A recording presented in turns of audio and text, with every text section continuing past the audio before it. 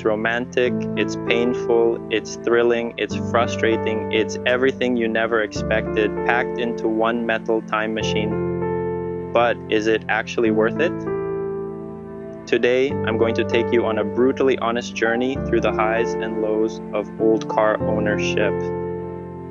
It starts with love at first sight. Maybe it's a Craigslist find or a barn discovery.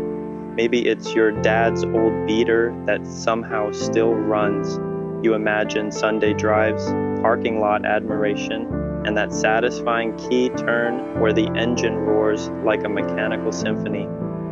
The first few weeks are pure bliss.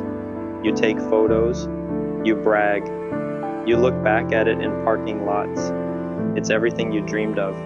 And then reality shows up like a check engine light that won't go away.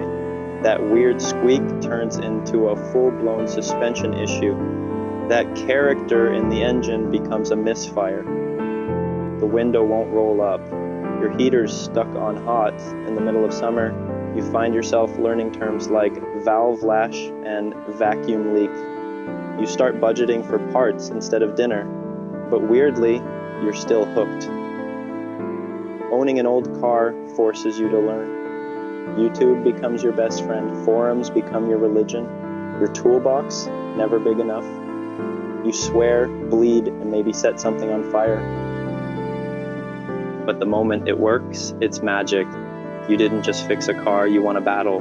And there's something incredibly empowering about that. Then you discover the community.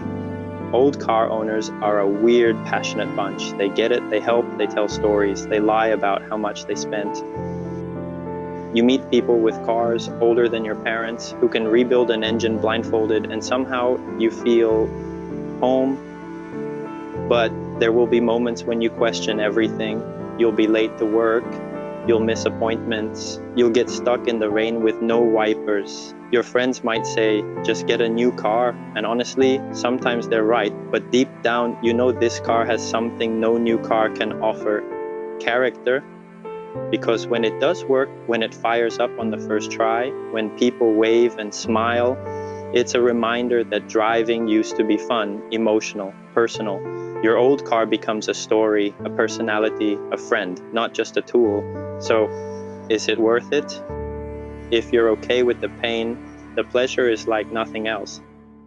If this video made you nod, laugh, or shake your head in disbelief, subscribe. We've got a lot more stories to tell.